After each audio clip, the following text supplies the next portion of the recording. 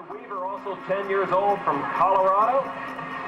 He's working it. Tyler Weaver is your winner. You didn't even know what the U.S. Open was last year, and now you just won your first world title. Oh, it's just awesome. It's really exciting. I'm just really happy. How does it feel to be 12 and a world champion? I couldn't have done it without my family and my fans and my coaches and all the support. Karate and martial arts was definitely my thing, so I continued on training and doing it, and now I've been doing it pretty much my whole life. I don't know what it is or how he does it, but if he stays focused, he will accomplish anything he wants. He is the best martial artist in the game right now.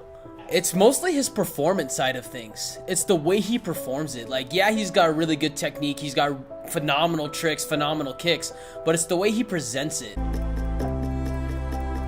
Before I was born, my father owned a martial arts studio. When I was about 2 years old, he literally threw me into class and started teaching me all the basic stuff.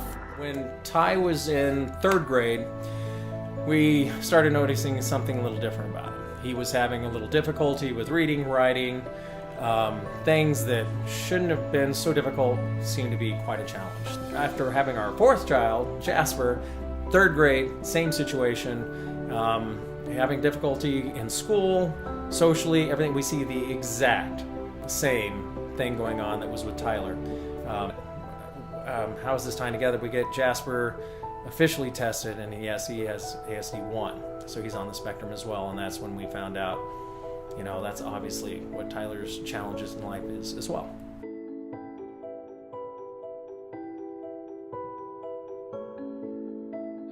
One of my goals, I guess, is I want to be kind of like a role model or a leader to help other individuals that are also on the spectrum and show them that they can get help. You're not alone on this. No, you're right. People understand people under the spectrum. They know what that means. I just hate that word. Every time I see it, I just know idiots around the world are just going to use it as a weapon against someone. So yeah, we did find out today in this meeting, Tyler, of course, was there, and we started talking about autism and how it affects people. He goes, I hate that word. And he got really livid. Like, he goes, my mission in life is to change that word to neurodiversity, and no one will ever speak about autism again. So kids, they don't understand it. So if they could start learning that they are under the spectrum and like they are neurodiverse, that's just a cool word. Honestly, you hear neurodiversity, you're like, what is that? Yeah, try to put a negative spin on that. You can't put a negative spin on that. Sounds pretty powerful. It sounds, it's like, oh, this kid's neurodiverse.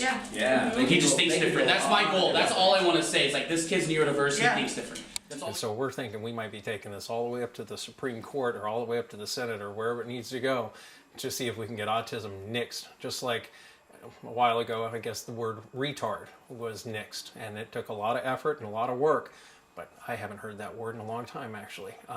So now we're going to try to do the same thing with autism, just for Tyler. That's his mission. He really dislikes it.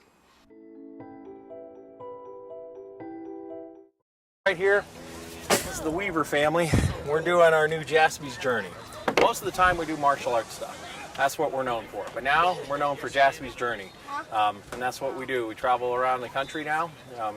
We're based here in Colorado, but we're going to set up these sensory relief, and we're going to try to get them at major sporting events and different things as well. But we're up here, we're offering relief zones for children with autism or anybody with special needs that needs to decompress. So we set up these little booths right here. They work really well. This is Jasper right here. Pretty much everything is based on what he goes through and what he experiences. So all this stuff you see here is things that he really enjoys. And so we kind of just passing it on to all the other kiddos out there that maybe have a few challenges in life, and we're trying to help out the best we can and serve the community. Well, the sensory rooms themselves are kind of designed for somebody who's getting overstimulated. It's really effective for people with autism. Of course, that's one of our specialties, but it can be for anybody. We've had a lot of different special needs actually come into our sensory rooms and decompress. We've set up an area where they can just sit and calm down. We can even close it down. And what it does is it just takes away all the excitement for a few moments and helps them just come back to center, come back to focus. And sometimes people need a little extra like that. Ginger and Jasper. Ginger is my daughter, of course. He loves bunnies, so we have all these bunnies created just for Jasper and Ginger, and that's why we called it Jaspy's Journey, and our little logo here is the bunny. And he actually has a service pet that's been all over the place. It's been to California, Texas. It's a little bunny. It's got its own little service coat. Bunnies, they don't make noise. They're quiet. They're clean. So you're able to travel with them, and then anybody can pick them up and pet them, and they immediately calm them down. So our whole mission with the bunnies right here is to help people just kind of diffuse. This is our prototype of what we're going to be coming out with in April. This is the one we created a long time ago, about 1.5 years. And this is the one that the big companies are starting to make for us. So we're pretty excited about this one. We'll be able to spread awareness, just like the pink belts for cancer awareness. Okay, well now our family's just completely gone into just the focus of Jaspy's journey. We're setting up sensory pods. And we started with it in Chicago and Texas and California at these different martial art events because they don't have any sensory pods or anything. And what it is, it's like a big tent where you can go in and you can decompress. So we've started that mission, and we've gotten some grants now. We partnered with the state, Developmental Pathways, and they've helped us. Now we're doing a video series for inspiration, which is part of what we're doing here. Also, we're developing a program to where people can kind of be certified to be considered autism friendly and aware. Different studios are asking for that, so we're developing that right now. And we're just fine-tuning how to spread awareness. And so we're actually in with the community now. We're going to be hosting a community event. We're bringing all the vendors, and people with special needs or disabilities will be able to come to our event and find all the help that they possibly could, want. And it'll be all in one spot. Okay, and so that's one of our missions now, is bringing everybody together so we can help as many people around the world.